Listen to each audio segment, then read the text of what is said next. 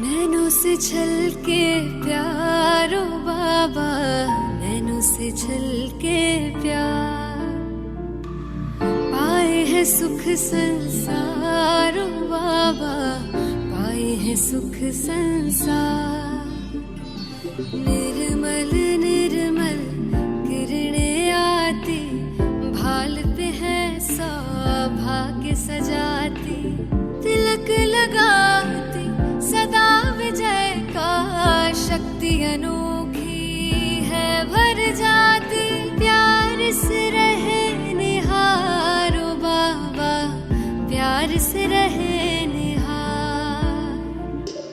नैनों से छलके प्यारो बाबा, नैनों से छलके प्यार, पाए है सुख संसारो बाबा, पाए है सुख संसार।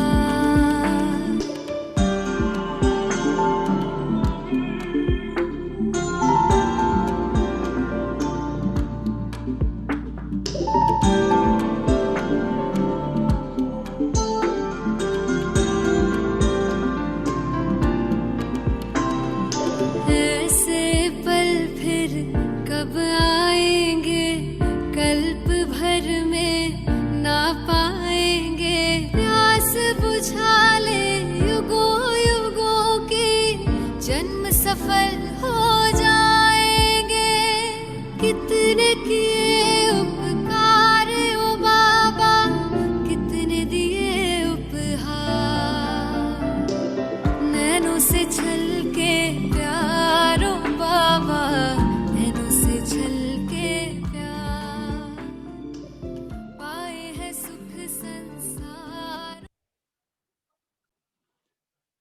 ओम शांति। आज 25 जनवरी की वाणी। बाबा के महावाक्य। मीठे बच्चे, बाप की श्रीमत से तुम मनुष्य से देवता बनते हो, इसलिए उनकी श्रीमत का शास्त्र है सर्व शास्त्र शिरोमणि श्रीमद् भगवत गीता। प्रश्न: सतयुग में हर चीज अच्छे से अच्छी सतो प्रधान होती है, क्यों? उत्तर: क्योंकि वहां मनुष्य सतो प्रधान है।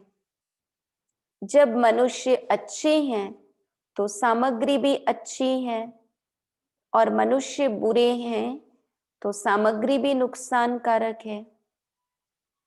सतो प्रधान सृष्टि में कोई भी वस्तु अप्राप्त नहीं है, कुछ भी कहीं से मंगाना नहीं पड़ता। ओम शांति। बाबा इस शरीर द्वारा समझाते हैं, इनको जीव कहा जाता, इनमें आत्मा भी है, और तुम बच्चे जानते हो परमपिता परमात्मा भी इनमें है। शिव बाबा भी ब्रह्मा तन में विराजमान होते हैं जब बाबा की मुरली चलती है। यह तो पहले पहले पक्का होना चाहिए, इसलिए इनको दादा भी कहते हैं। यह तो बच्चों को निश्चय है, इस निश्चय में ही रमण करना है।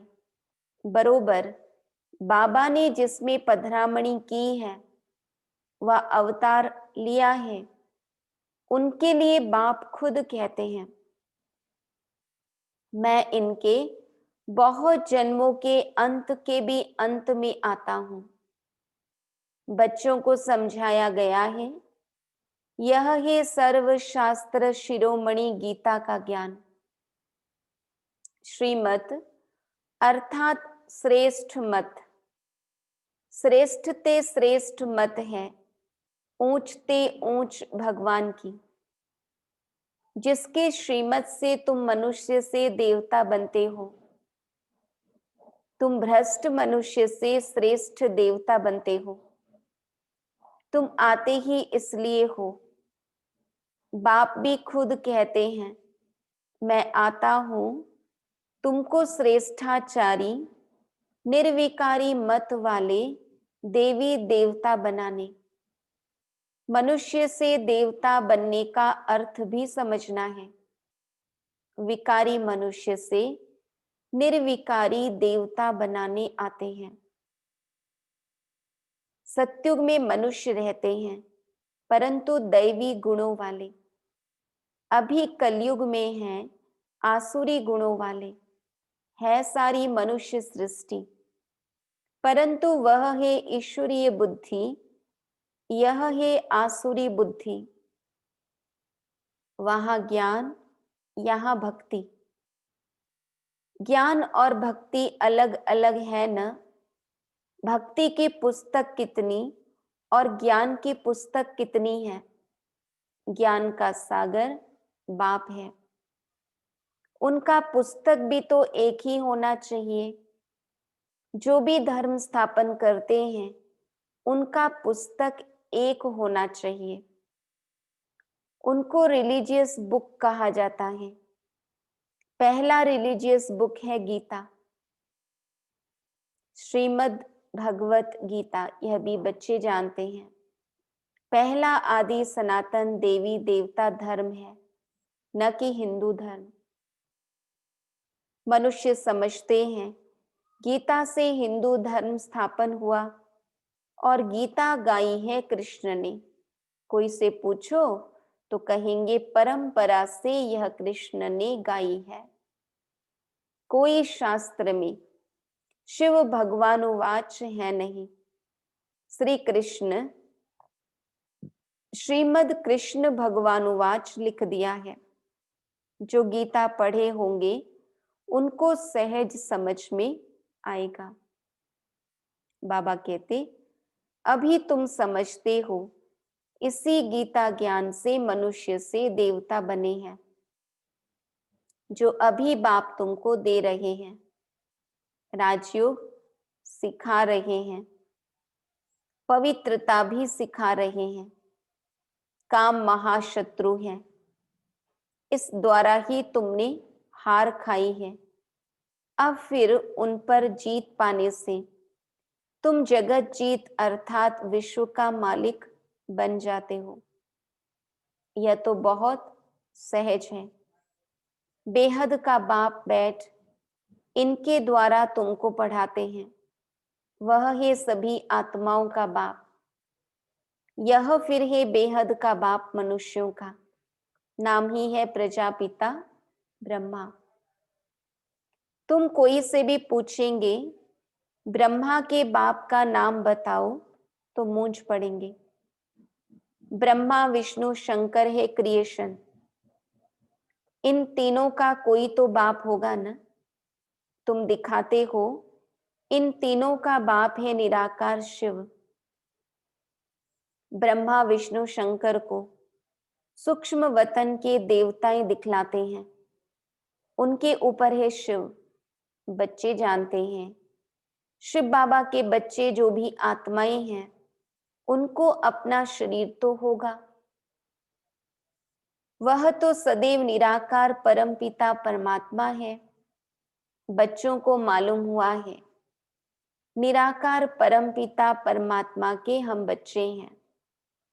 आत्मा शरीर द्वारा बोलती है परम पिता परमात्मा।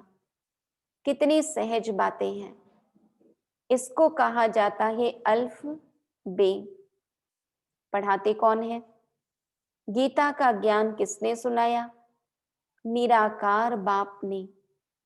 उन पर कोई ताज आदि है नहीं। वह ज्ञान का सागर बीज रूप चैतन्य है। बाबा कहते तुम भी चैतन्य आत्माएं हो ना। सभी झाड़ों की आदि मध्य अंत को तुम जानते हो। भल माली नहीं हो परंतु समझ सकते हो। कैसे बीज डालते हैं उनसे झाड़ निकलते हैं। वह तो है जड़ झाड़, यह है चैतन्य। तुम्हारी आत्मा में ज्ञान है और कोई की आत्मा में ज्ञान होता नहीं। बाप चैतन्य मनुष्य सृष्टि का बीज रूप है तो झाड़ भी मनुष्यों का होगा। यह है चैतन्य क्रिएशन।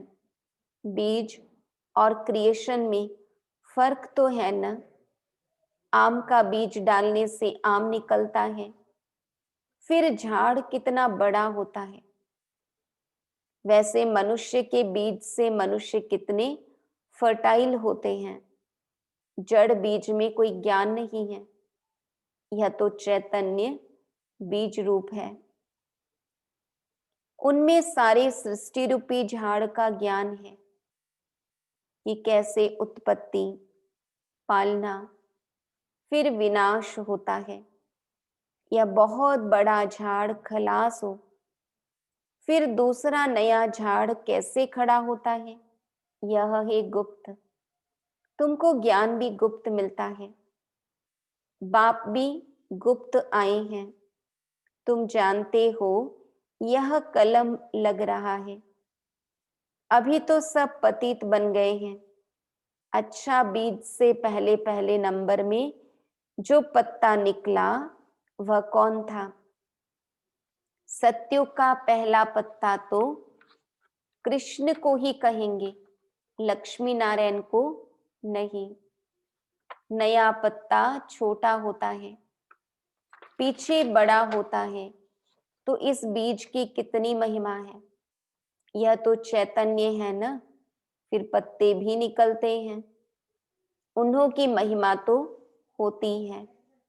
अभी तुम देवी देवता बन रहे हो, दैवी गुण धारण कर रहे हो। मूल बात ही यह है कि हमको दैवी गुण धारण करने हैं, इन जैसा बनना है, लक्ष्मी नारायण जैसा। चित्र भी है, यह चित्र न होते तो बुद्धि में ज्ञान ही नहीं आता। यह चित्र बहुत काम में आते हैं। भक्ति मार्ग में इन चित्रों की भी पूजा होती है, और ज्ञान मार्ग में इन चित्रों से तुमको ज्ञान मिलता है कि ऐसा बनना है। भक्ति मार्ग में ऐसे नहीं समझते कि हमको ऐसा बनना है। भक्ति मार्ग में मंदिर कितने बनते हैं? सबसे जास्ती मंदिर किसके होंगे? बाबा कहते जरूर शिव बाबा के होंगे, जो बीज रूप है। फिर उसके बाद पहली क्रिएशन के मंदिर होंगे। पहली क्रिएशन यह लक्ष्मी नारायण है। शिव के बाद इनकी पूजा सबसे जास्ती होती है। माताएं तो ज्ञान देती हैं, उनकी पूजा नहीं होती। वह तो पढ़ाती है ना, बाप तुमको पढ़ाते हैं। तुम किसकी पूजा नहीं करते हो? पढ़ाने वाले की अभी पूजा नहीं कर सकते। बाबा कहते तुम जब पढ़कर फिर अनपढ़ बनेंगे तब फिर पूजा होगी। तुम सो देवी देवता बनते हो, तुम ही जानते हो।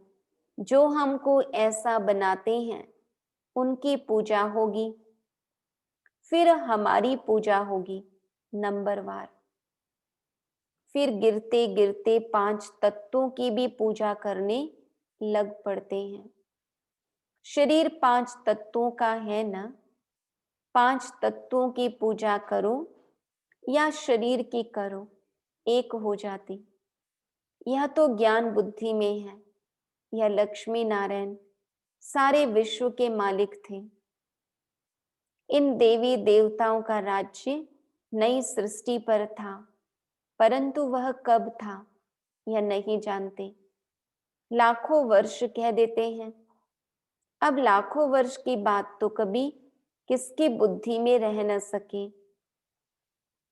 अभी तुमको स्मृति है, हम आज से 5000 वर्ष पहले आदि सनातन देवी देवता धर्म के थे।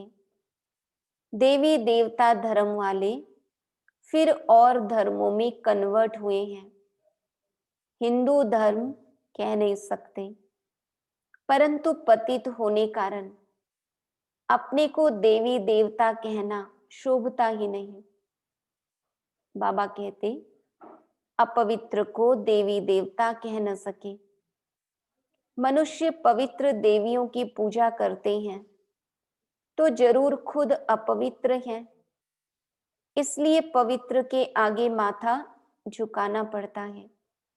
भारत में खास कन्याओं को नमन करते हैं, कुमारों को नमन नहीं करते। बाबा कहते कन्याओं की पूजा की रस्म है, फीमेल को नमन करते हैं, मेल को नमन क्यों नहीं करते? क्योंकि इस समय ज्ञान भी पहले माताओं को मिलता है, बाप इनमें प्रवेश करते हैं। यह भी समझते हो बरोबर यह ज्ञान की बड़ी नदी है, ज्ञान नदी भी है फिर पुरुष भी है। ब्रह्मा बाबा ज्ञान की बड़ी नदी, परंतु शरीर मेल का है, पुरुष है। यह है सबसे बड़ी नदी, ब्रह्मपुत्रा नदी है सबसे बड़ी, जो कलकत्ता तरफ सागर में जाकर मिलती है। मेला भी वहां लगता है, परंतु उनको यह पता नहीं कि यह आत्माओं और परमात्मा का मेला है। वह तो पानी की नदी है जिस पर नाम ब्रह्मपुत्रा रखा है। उन्होंने तो ब्रह्म ईश्वर को कहा हुआ है, इसलिए ब्रह्मपुत्रा को बहुत पावन समझते हैं। बाबा कहते बड़ी नदी है तो पवित्र भी वह होगी। पतित पावन वास्तव में गंगा को नहीं, ब्रह्मपुत्रा को कहा जाए। मेला भी इनका लगता है, यह भी सागर और ब्रह्मा नदी का मेला है। ब्रह्मा द्वारा एडॉप्शन कैसे होती है, यह गुह्य बातें समझने की है जो प्राय लोप हो जाती है। यह तो बिल्कुल सहज बात है न। भगवान उवाच, मैं तुमको राजयोग सिखलाता हूं, फिर यह दुनिया ही खलास हो जाएगी, शास्त्र आदि कुछ भी नहीं रहेंगे। फिर भक्ति मार्ग में यह शास्त्र होते हैं, ज्ञान मार्ग में शास्त्र होते नहीं। मनुष्य समझते हैं यह शास्त्र परंपरा से चले आते हैं, ज्ञान तो कुछ है नहीं। कल्प की आयु ही लाखों वर्ष कह दी है, इसलिए परंपरा कह देते हैं। इनको कहा जाता है अज्ञान अंधियारा। अभी तुम बच्चों को यह बेहद की पढ़ाई मिलती है जिससे तुम आदि मध्य अंत का राज समझा सकते हो। तुमको इन देवी देवताओं की हिस्ट्री ज्योग्राफी का पूरा पता है। यह पवित्र प्रवृत्ति मार्ग वाले पूज्य थे, अभी पुजारी पतित बने हैं। सतयुग में है पवित्र प्रवृत्ति मार्ग, यहाँ कलयुग में अपवित्र प्रवृत्ति मार्ग है, फिर बाद में निवृत्ति मार्ग होता है। वह भी ड्रामा में है, उनको सन्यास धर्म कहा जाता है। घरवार का सन्यास कर जंगल में चले जाते हैं। बाबा कहते वह है हद का सन्यास। रहते तो इसी पुरानी दुनिया में ही है ना। अभी तुम समझते हो हम संगम युग पर हैं, फिर नई दुनिया में जाएंगे। तुमको तिथि तारीख सेकंड सहित सब मालूम है। वह लोग तो कल्प की आयु ही लाखों वर्ष कह देते हैं, इनका पूरा हिसाब निकाल सकते हैं। लाखों वर्ष की तो बात कोई याद भी कर न सके। अभी तुम समझते हो बाप क्या है, कैसे आते हैं, क्या कर्तव्य करते हैं।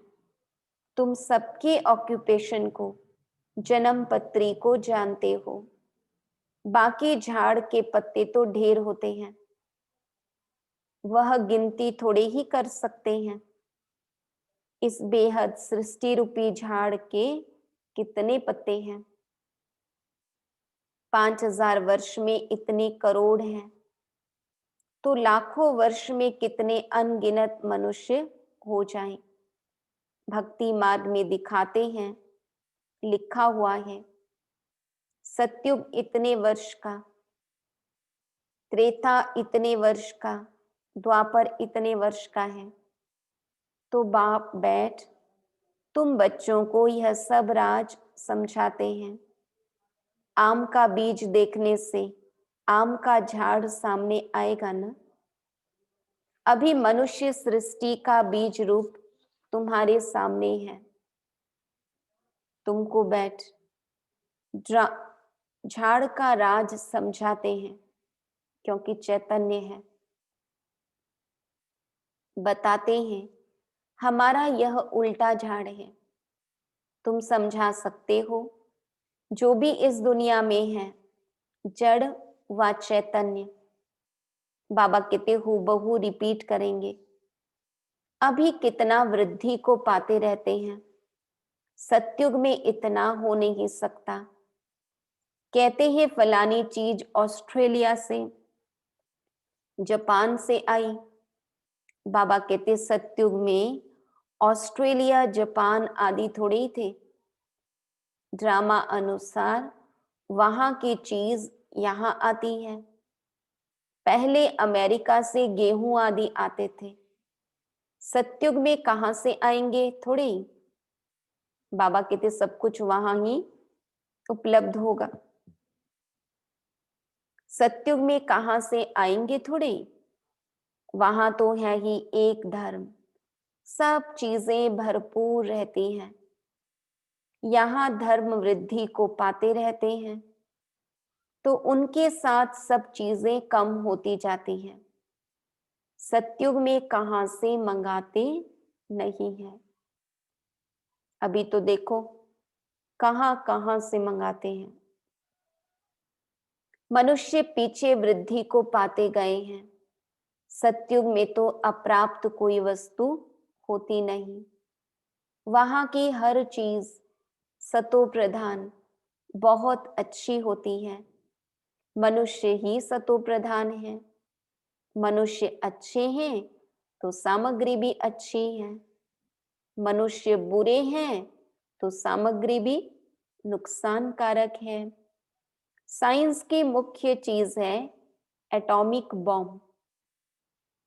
बाबा कहते जिससे इतना सारा विनाश होता है, कैसे बनाते होंगे। बनाने वाली आत्मा में पहले से ही ड्रामा अनुसार ज्ञान होगा। जब समय आता है तब उनमें वह ज्ञान आता है। जिसमें सेंस होगी वही काम करेंगे और दूसरों को सिखाएंगे। बाबा कहते कल्प कल्प जो पाठ बजाया है वही बजता रहता है। अभी तुम कितने नॉलेजफुल बनते हो, इनसे जास्ती नॉलेज होती नहीं। तुम इस नॉलेज से देवता बन जाते हो। इससे ऊंच कोई नॉलेज है नहीं। वह है माया की नॉलेज, जिससे विनाश होता है। वह लोग यानी साइंटिस्ट मून में जाते हैं, खोजते हैं। तुम्हारे लिए कोई नई बात नहीं। यह सब माया का पॉम्प है। बहुत शो करते हैं, अति डीपनेस में जाते हैं, बहुत बुद्धि को लड़ाते हैं, कुछ कमाल कर दिखावे। बाबा कहते बहुत कमाल करने से फिर नुकसान हो जाता है। क्या क्या बनाते रहते हैं। बनाने वाले जानते हैं इनसे यह विनाश होगा। अच्छा, मीठे मीठे सिक्के लधे बच्चों प्रति माता पिता बाप दादा का याद प्यार और गुड मॉर्निंग। रूहानी बाप की रूहानी बच्चों को नमस्ते। हम रूहानी बच्चों की रूहानी बाप दादा को याद प्यार, गुड मॉर्निंग, नमस्ते नमस्ते नमस्ते। धारणा के लिए मुख्य सार। गुप्त ज्ञान का सिमरण कर हर्षित रहना है। देवताओं के चित्रों को सामने देखते उन्हें नमन बंदन करने के बजाय उन जैसा बनने के लिए दैवी गुण धारण करने हैं।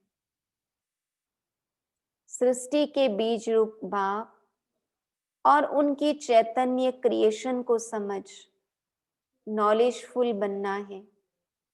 इस नॉलेज से बढ़कर और कोई नॉलेज नहीं हो सकती। इसी नशे में रहना है। वरदान। जिम्मेवारी संभालते हुए आकारी और निराकारी स्थिति के अभ्यास द्वारा साक्षात्कार मूर्त भव। जैसे साकार रूप में इतनी बड़ी जिम्मेवारी होते हुए भी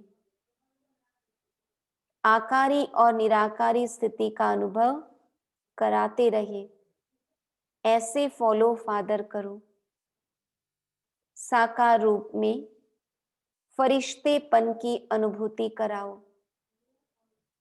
कोई कितना भी अशांत व बेचैन घबराया हुआ आपके सामने आए, लेकिन आपकी एक दृष्टि, वृत्ति और स्मृति की शक्ति उनको बिल्कुल शांत कर दे।